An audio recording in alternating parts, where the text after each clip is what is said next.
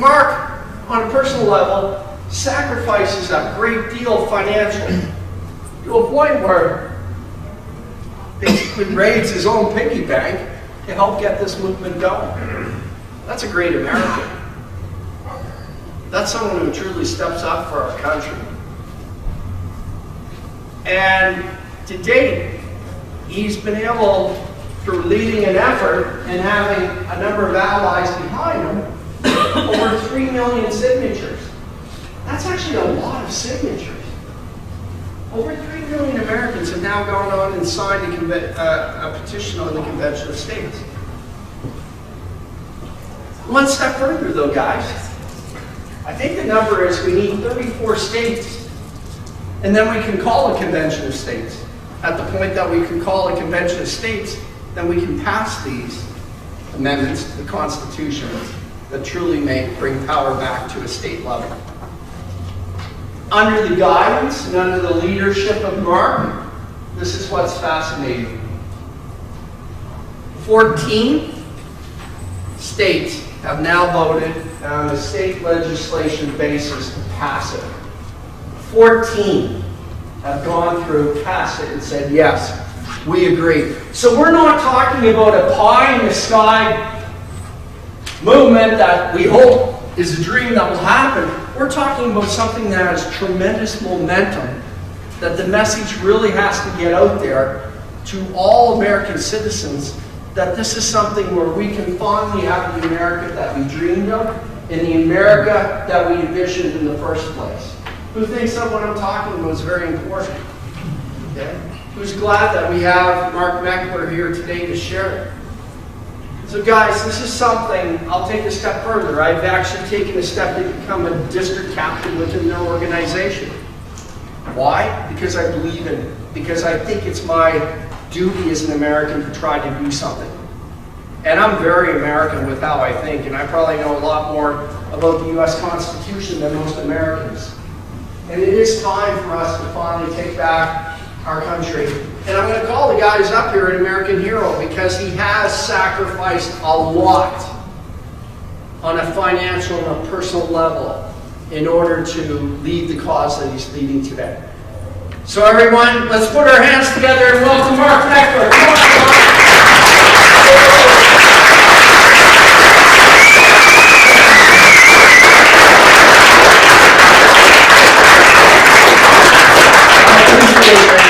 Using a PA system.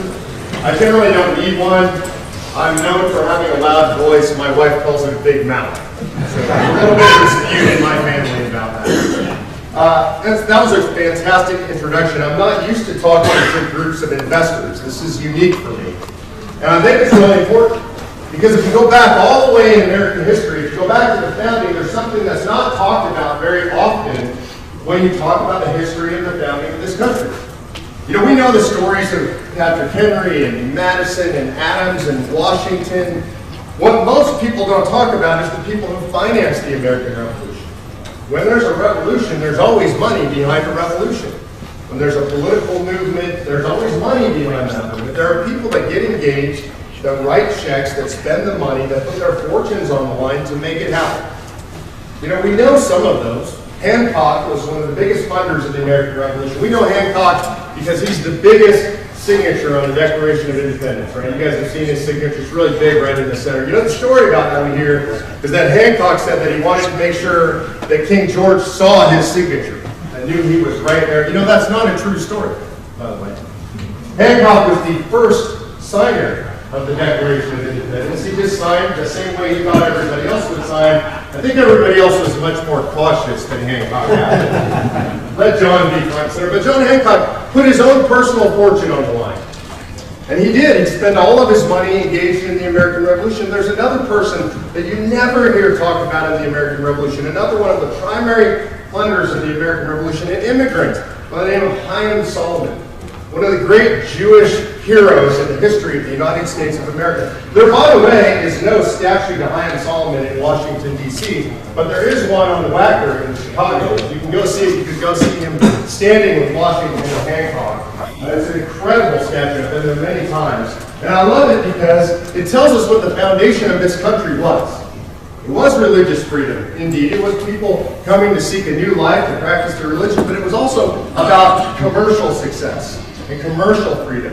And the ability to come here and to make something of yourself different than what you could do in England. We have to remember, in England, at the time people started coming to this continent, in England, there was a landed gentry. Not everybody was entitled to own land. By the way, that's the great equalizer in all of human history. The thing that makes America so different is people come here and there's basically an infinite amount of land on this continent for them. And they can come and they can be landholders. And that's what makes the difference. And they become businessmen, they become farmers, they become merchants. There's this incredible boom that takes place in the United States of America. And if we go way back in history, we go back and normally in our public schools, we talk a lot about the American Revolution.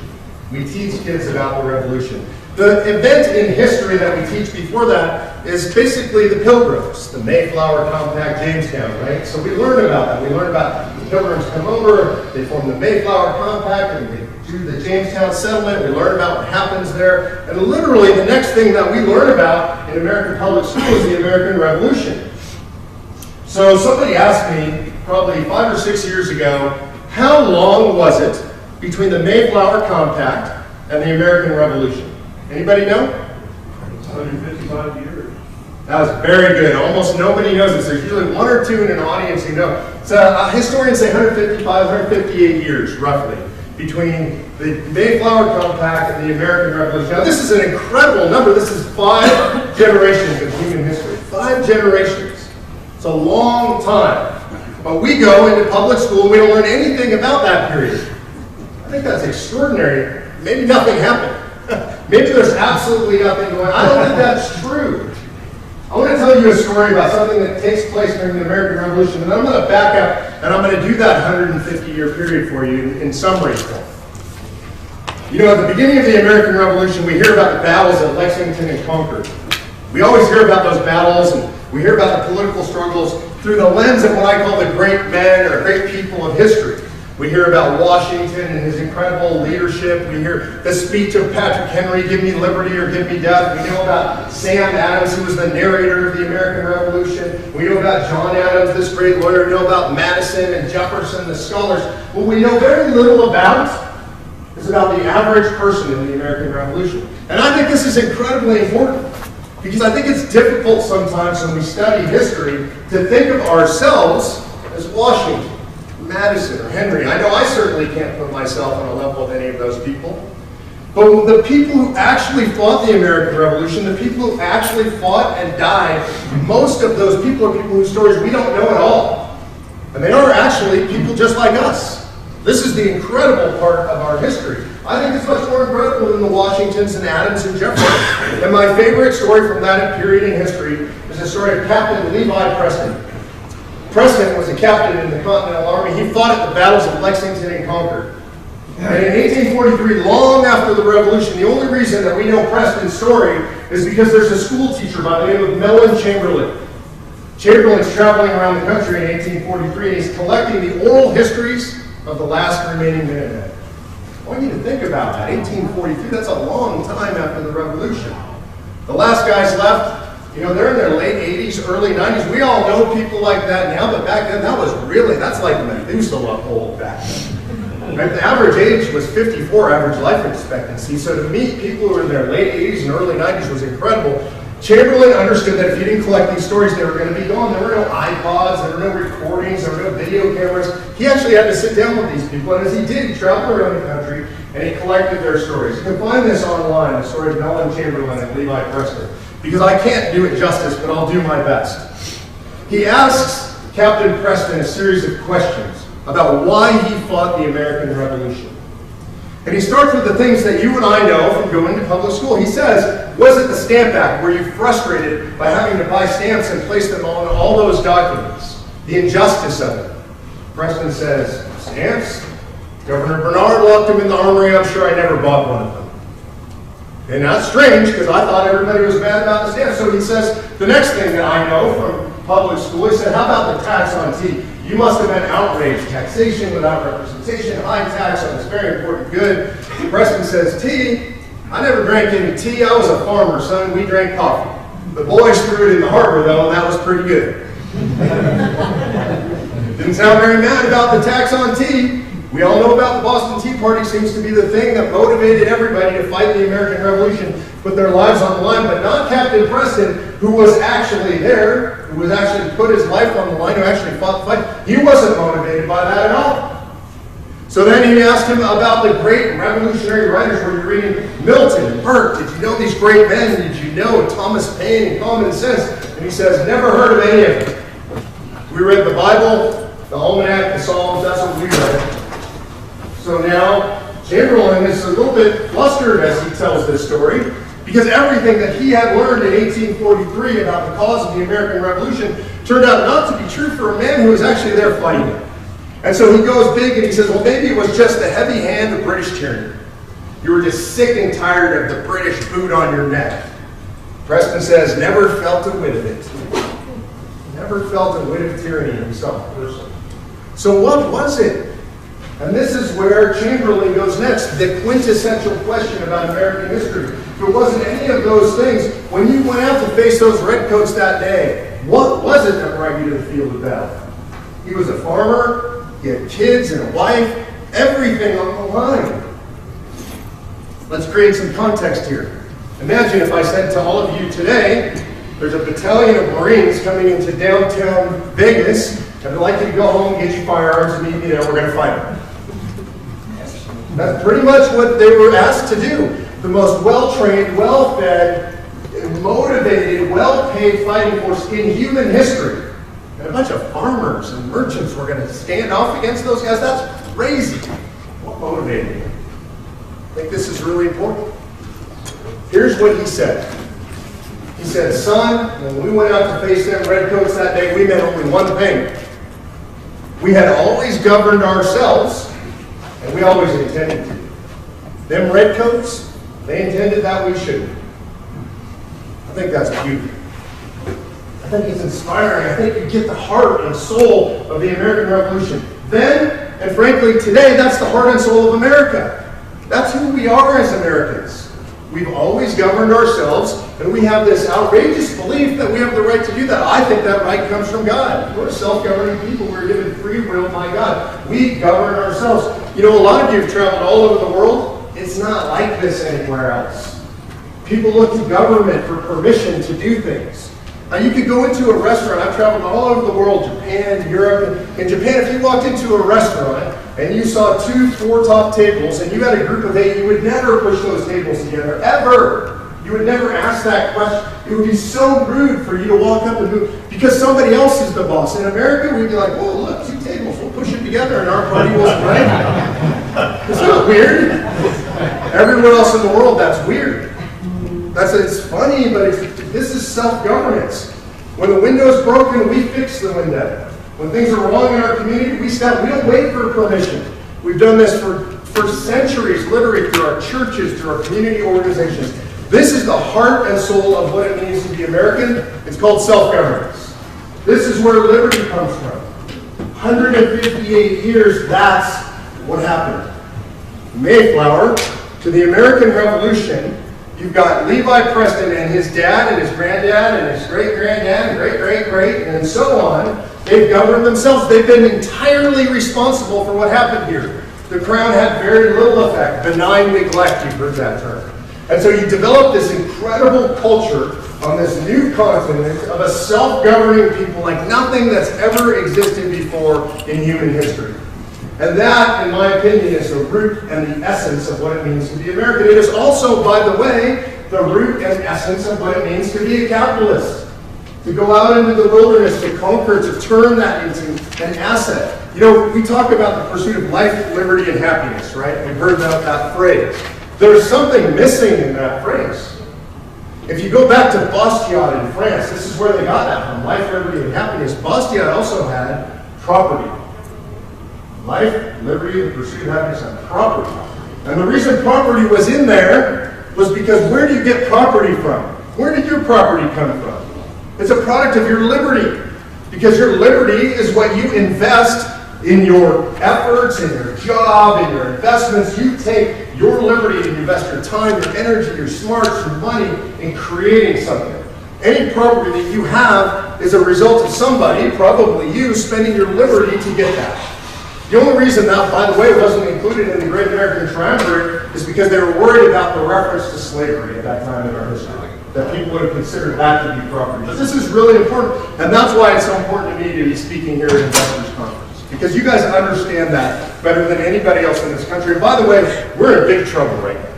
And I don't mean to rain on the parade. I don't know what you guys think. The economy is great, it's robust, it's booming, it is. All of that is true, but let me give you some numbers that are really scary. The historic bid to cover ratio on United States Treasury bonds is 3.8. That's the average bid to cover. It means there's $3.8 speaking for every dollar of Treasury bills that are sold. That's the historic average. Today, that bid to cover ratio, anybody know what that is? 1.6. We're close to serious trouble. This is how we finance our debt.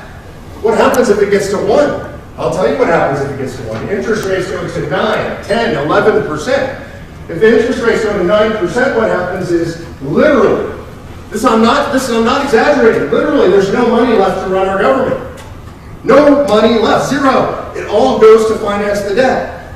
That's how close we are to absolute catastrophe. Today, we've got $24 trillion in debt.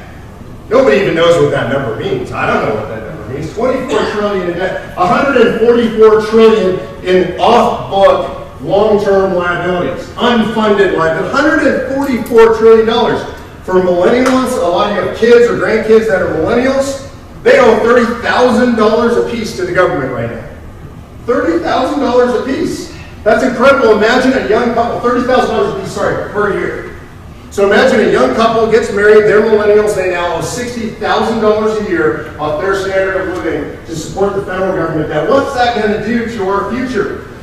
To our kids, to our grandkids? The truth is they are going to suffer from a dramatically reduced standard of living unless we do something about that. So what do we do about it? I say we engage in politics. We have a system that was given to us by the founders. And, I wouldn't disagree with Mike when he said, yeah, the Tea Party ended up kind of being a disappointment. I was one of the founders of that. 23 million members in my organization, 3,200 chapters. You would think we could accomplish anything. We elected the largest swing class in the history of Washington, D.C. since 1938. It was incredible. I was there on the Hill when that election took place. It was so exciting, and I was so sure everything was going to change. We were going to teach those guys a lesson. Right? I was positive about that. We celebrated, and within weeks they got eaten by the system.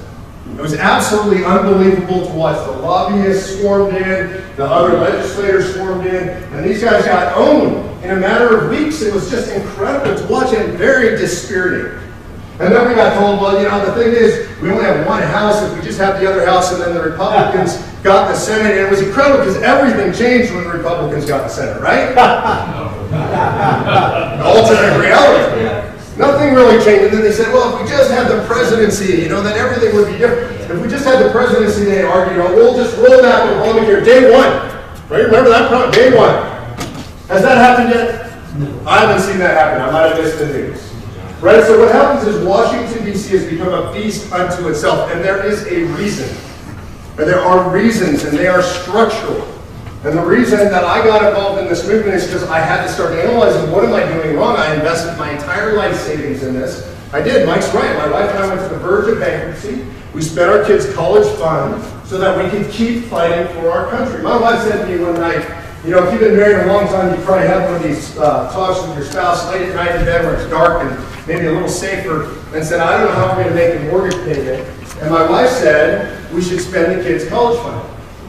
I'll never forget that. And I was just so stunned. And she said, it's better to have a country where it's worth sending your kids to college than being able to pay for your kids to go to college. And so that's why we fought, and we had lost. All of that, and we had lost. And I had a friend come to me, and he said, Mark, the reason you lost is because you're fighting the wrong problem. You think we have a personnel problem in Washington, D.C. You think it's the wrong people in D.C. That's not our problem. The problem is we've broken the structure of our country. You can have bad structure, and you put good people in bad structure, and you get a bad result, right? Like any engineers in here by training? Right? You got a bad system, Bad result, right? Always. System's broken, you're going to get bad results out of the back end. We have broken our system of governance. Let me give you a couple of specific examples. The most important specific example of a break in our system of governance is the way the Supreme Court has interpreted something called the Commerce Clause. Are you guys, anybody familiar with the Commerce Clause? So the Commerce Clause is a very narrow, small clause in the Constitution. It was intended to give the federal government the power to regulate interstate commerce. That's the language in the Constitution. That seems to make sense. Regulate interstate commerce, right? So what does that mean? Well, in 1787, here's what it meant. If you looked at Webster's dictionary, you could have asked Daniel Webster, he told you to look in his dictionary. Webster would have told you the word regulate means to regularize. Not to regulate the way they didn't have regulations. There were no regulatory agencies. There was no Federal Register. There were not thousands of pages of regulations. They didn't even know anything about that. They didn't predict it. They had no idea. They meant to smooth it out. So the word regulate meant to smooth something out and make it regular, right? Then interstate meant the same thing, between states or across state lines. How about commerce? We think of commerce as business. All of you have been engaged in commerce in your lifetimes. But commerce in 1787 means the shipment of goods. So the federal government is granted the power to regulate the shipment of goods across state lines. Why? Because in 1787, during the height of the convention, New York and New Jersey are armed to the teeth. They're ready to come to military blows over tariffs. Seems crazy today, but that's where they were at. And so the men in that hall that day in Philadelphia said, we've got to give the federal government the power to mediate this stuff and to regularize and smooth out trade. They created the Interstate Commerce Clause. Seemed to work okay until around 1931. There's a case called Wickard v. Filbert. Farmer's growing wheat for his consumption of his own family. He's not selling any of it. Has no intent of bringing it to market. And the federal government fines him for growing too much wheat. Seems outrageous. And he says, you can't do that. I'm growing wheat for my own family. That's for my own consumption. And the federal government said, yes, we can. Interstate commerce. He says, interstate commerce, it's my own family. I'm not selling anything. It's not going out of state. They said, oh, yes, but you are not buying wheat in the interstate markets because of that. So you are now affecting interstate commerce. The Supreme Court rules against him. And so I want you to think about what that means. Not doing business is doing business. That's insane. That is correct. That is insane. There's no other word for it. That's what our Supreme Court does. There's a whole line of cases that follow after that. What comes from that is this. Can anybody point to me in the Constitution where it says that the federal government can be involved in education?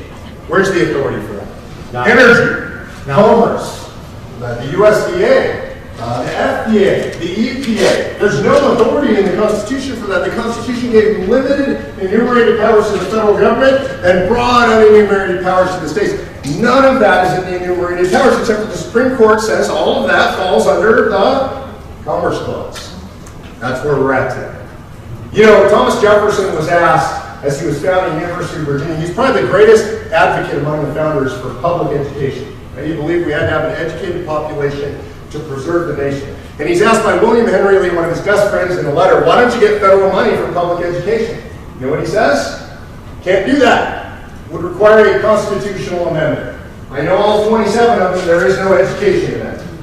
The Supreme Court invented it. So these are structural problems that we've introduced into our system that has allowed the federal government to go far beyond anything we ever imagined possible. Enter Article 5. I think the most important day in American history comes in 1787. It's September 15th. I think September 15th is generally the most important day in American history because that's my wife's birthday. I have to remember that or I'm in big trouble. But September 15th, 1787 is 2 days before the end of the convention. You guys have heard the story. It's hot and steamy in that hall. They've got the windows boarded up all summer. Imagine, they're done. The convention's over. The document is finished. Colonel George Mason from Virginia stands and he addresses the assembly. Probably not near as eloquent as him, but he says something like this. He says, we have a significant problem with the document we've drafted. We've given the federal government the power to propose amendments should they deem them necessary, but we have not given that power to the states and the people acting through the states. And he asks a question of the assembly. Are we so naive that we believe that a federal government that becomes a tyranny will propose amendments to restrain its own tyranny? Wow. I heard people laugh. I imagine they laughed. I wish we had video because I bet they laughed. We kind of know they laughed. Madison's notes are really good all through the convention, and his notes at that point say two tiny words in Latin. Nin com, no com. Not one person says anything to object to Mason's comments at that point. And in fact, they vote unanimously, the only thing to make it unanimously into the Constitution, they vote to put the second clause of Article 5 in there that says that you and me, acting through our state legislatures, have this power. It's an incredible power. I ask this question all the time. Who has the most power in the federal government? Is it the Supreme Court? Is it the Congress? Is it the President? And the real answer, it's a trick question, the real answer is the state legislature.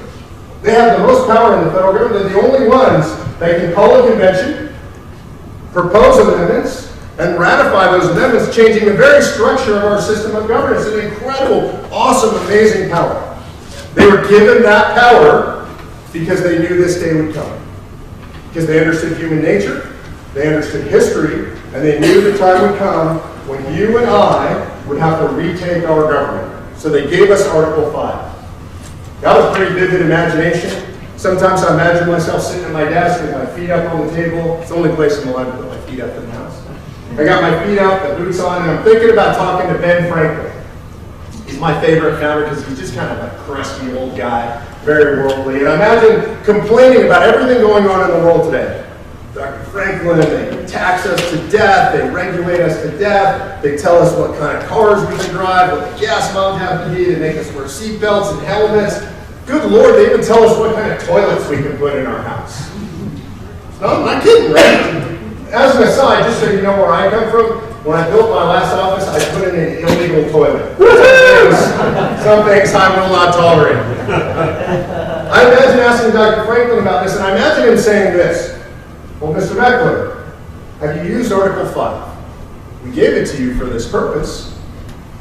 And I imagine my embarrassment as I say, well, we haven't over 240 years, and we just, And he'd say, why not? And I'd say, well, some people are scared. And I think he would throw me out of the pub. And he would say, go do it. And when you're done, come back and tell me how it went. Because that's our history. It's Levi Preston's legacy. It's a history of self-governance. And the founders gave us this tool to use specifically on a federal government that got out of control. By the way, this is not a partisan thing. I don't hide my politics. I'm a conservative guy. But this is not partisan in any way, shape, or form. Because this is not about policy. This is about decision-making power. This is about jurisdiction. The founders intended for you to make the decisions in your own states, in Nevada, Idaho, and Iowa, and Texas, California, God forbid. I'm from California, by the way. Born and raised, Southern California, the second half of my life in Northern California. Now, I'm a proud resident of Texas because I had to leave California. So this is important. Article 5 comes in here. Why did I leave California? Because I can't stand the system of governance anymore. The taxes are outrageous. The regulations are outrageous. The gun laws are outrageous. Those are all my things. Here's the thing. A lot of people in California like it that way. That's okay. I can vote with my feet. But today the federal government is so burdensome and so overpowering that we're losing the ability to vote with our feet. If the federal government imposes the same regulations and the same laws on everybody all across the country, regardless of their state, then there's no place for us to go. The states just become appendages, administrators for the federal government. And Mike said about 50% of state budgets are now controlled by the federal government. The truth is it's about 65%. Most people don't realize that when you vote for somebody in your own state legislature, they only control about 35% of their budget. It's unbelievable. It's incredible. We don't realize this, but the federal government is telling them what to do, so we have to fix this. So I found the Convention of States. Here's where we're at today. There are 3.8 million activists involved today all over the country. There are activists in 100% of every state legislative district in the United States of America. No organization, no cause, no effort has ever done that before in American history. So we're everywhere. This effort is supported by every major conservative figure that's ever spoken of. Includes, by the way, the noted and amazing economist Thomas Sowell is a supporter of this movement. Because they understand if we don't take the power away from the federal government, if we don't give it back to the people, the system itself is going to collapse. That's not a prediction. That's a promise. That which cannot continue will not continue at some point. We do know this from history. Every single republic in the history of the world has failed. 100% of them. The only exception so far is our republic.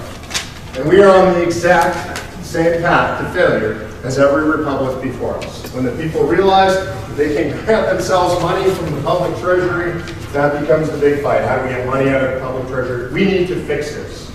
Washington, D.C. will never fix itself. I spent a lot of time there. I understand the levers and the buttons and the pulleys, and it's a mess. And those people are incentivized to keep power and money flowing to Washington, D.C. They have no desire to see you have the power and the money and the control over your lives. And in fact, they believe that you're incompetent and incapable of exercising that power and control. It's incredible. The phrase that I've heard more in Washington, D.C. than any other phrase when I go there and talk to congressmen and senators, I've even had a chance to meet with the president, people say, oh, you don't understand how it works here. And my answer is always the same. You're right, I don't. Right? I know what it's like in the real world, where you have to watch a profit and loss statement, where you can't spend more money than's in your checking account, where you actually have to live within your means, where you actually have to work and produce something to get paid. That's the world that I understand, and they do not understand, nor do they care about that world in Washington, D.C. D.C., by the way, stands for don't care, because they don't care about you. And I'm going to be really clear about this. That's both parties I'm talking about.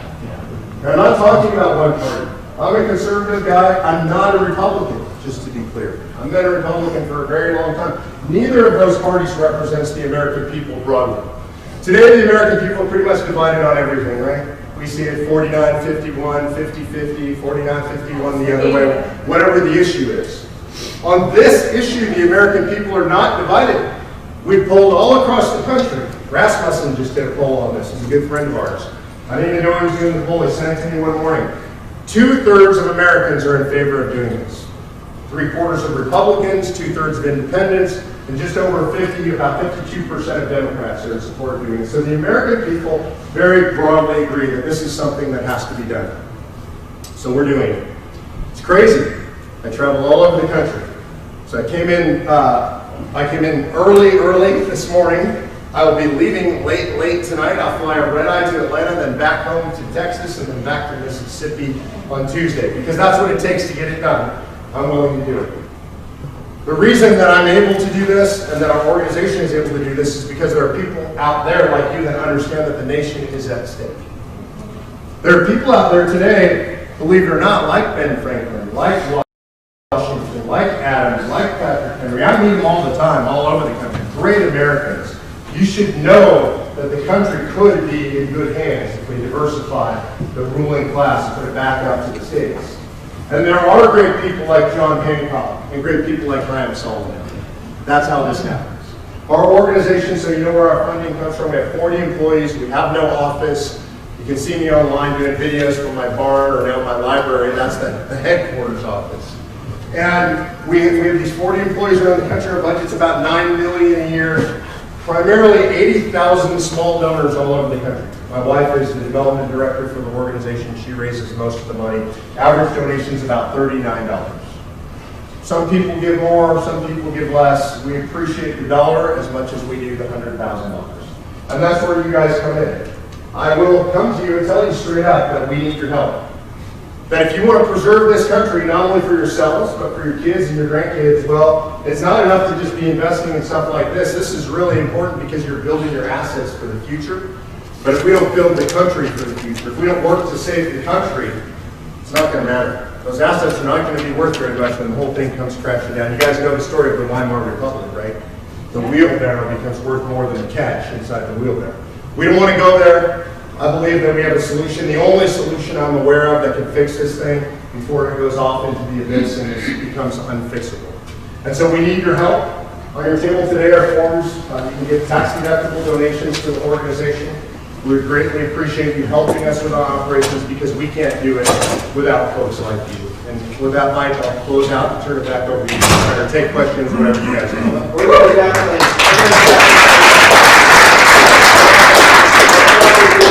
Questions, and guys, yeah, I really want to give this a kickstart, but I want to do it in a way that's a benefit to all you guys. membership dues? Every single one of you. Okay? On the form, it's tax deductible, one of you. And if someone contributes more, I don't know what I'll do, but at some point in the future, you guys all trust me, and I always think it's something different in the future for someone. So guys, minimum 50, everyone fills in a card and check off the amount that you wish to do, and I'll give it to a cause that I fully back up. So fill them in and check off the amount, and then raise your hand and I'll pick up the card. Then we're going to go into a few questions. Yeah, I also want to mention something. We've got petitions over on the table. If you've not yet signed a petition in support, they'll go to your state legislature. We enter those into our system. It goes straight to your legislator, letting you know that you support this. I also want to recognize we have Lou Overman over there at the table. Yeah, I know he doesn't look like this, but I have to mention this. So I'm 57, Lou's 83. He volunteers a lot of hours. He's given over 100 presentations on his own dime, traveling around California, speaking for the cause. I ask you guys give it up for my friend Lou. Yeah.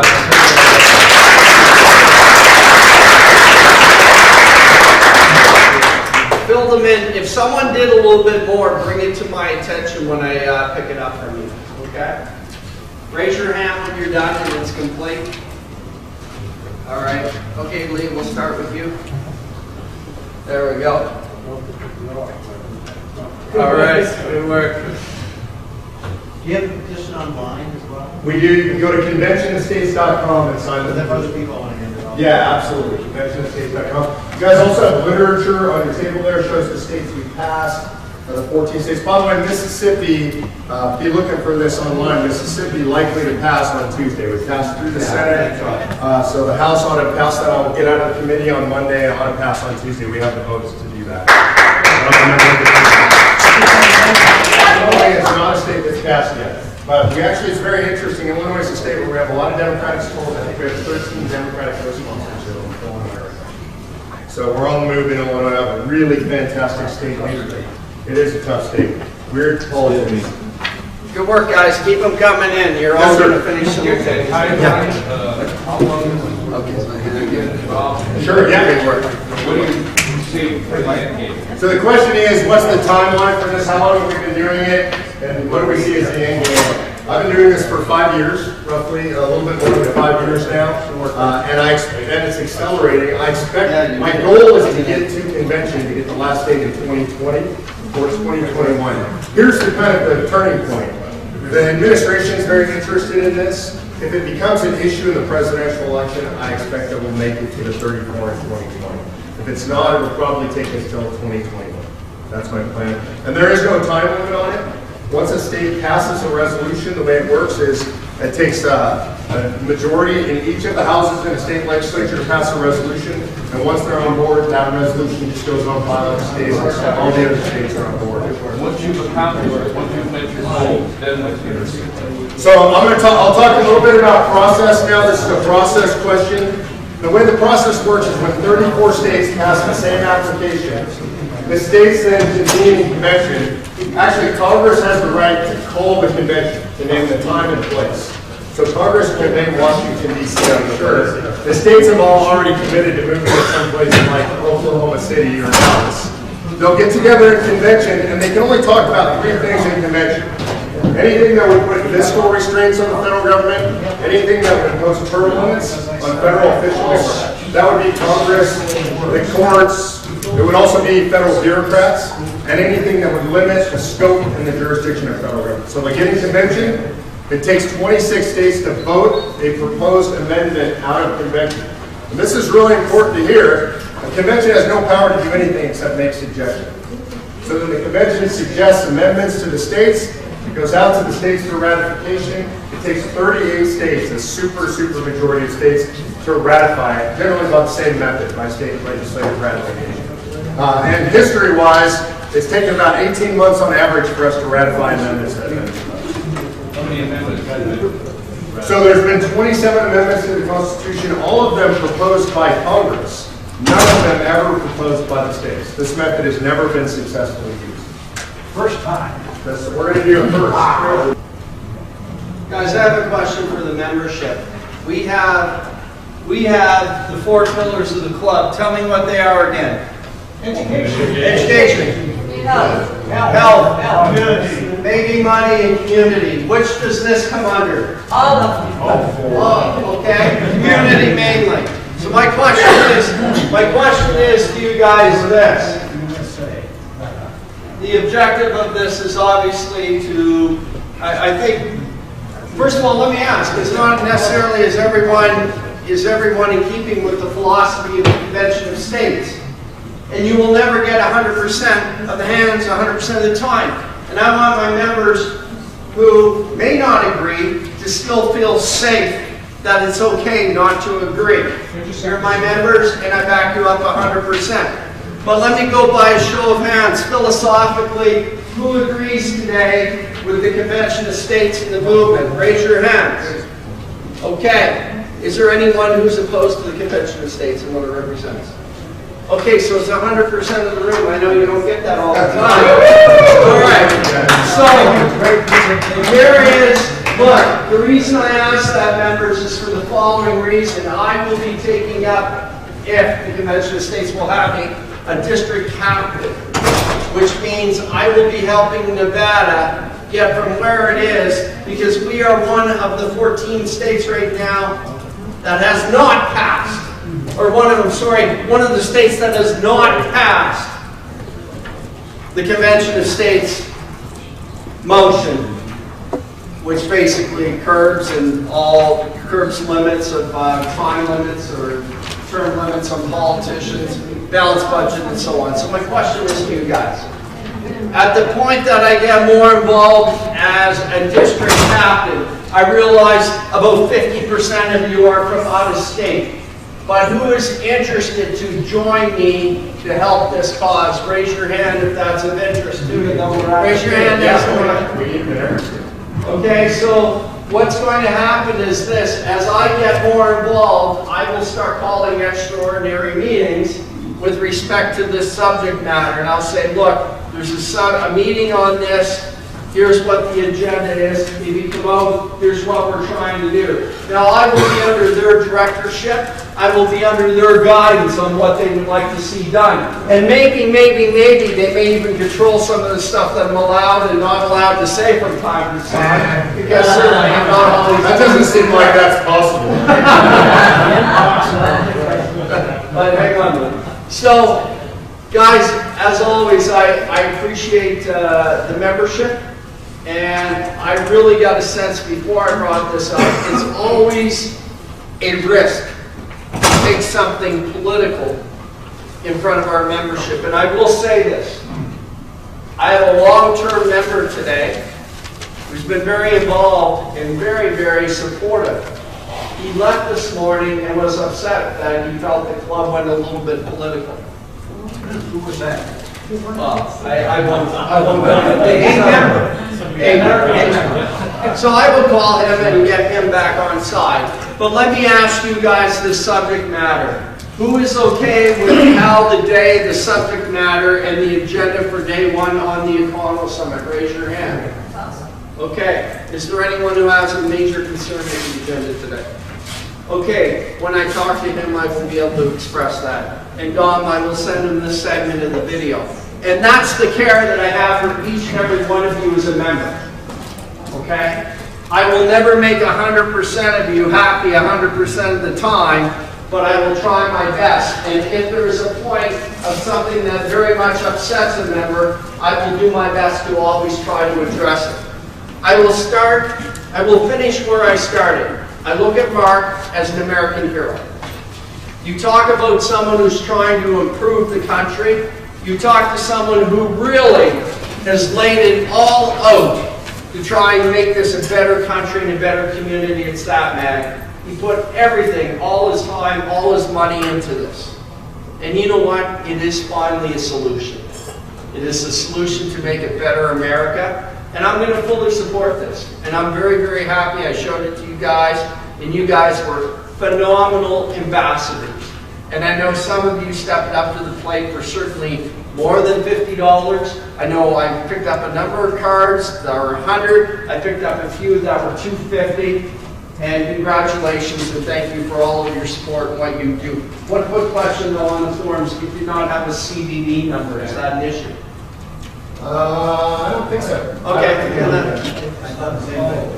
yeah, you did not have a A lot CVV. of times they don't bring water. Okay. We generally don't like to take the CDB in writing. Okay, all right. So guys, 10 out of 10. Oh, she had questions on PayPal. Yeah, do you have a PayPal button on your I'm website? going to ask you, I wish I knew, I'm not sure. I know they've talked about it, but I'm not sure what's on the website. All right. So if you don't, there's a phone number on that form, you can call the folks in our office, they'll actually reach my Okay, line. and one other question, we have our legislature in Nevada that typically kicks the can down the road. Do you have a strategy for dealing with that? I mean, if they're not getting arrested for campaign and Wi-Fi violations. Yeah, so in fact, this is really interesting. I got a call from my wife this morning. We were talking about the Ben Shapiro show. You guys know who Ben Shapiro is, right? Yeah.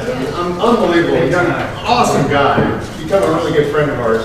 So the #1 young star that's come in off the Ben Shapiro show, the guy that's doing more than anybody else in the nation, is here in Vegas. Who is it? I'm going to have dinner with him tonight. Who is it? I'll pull up his name for you. It's Devin.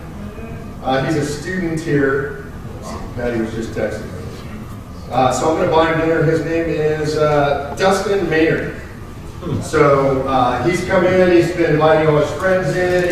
He's actually flying Carson City to the Capitol tomorrow to lobby the legislature. We've got a bunch of kids coming in from here.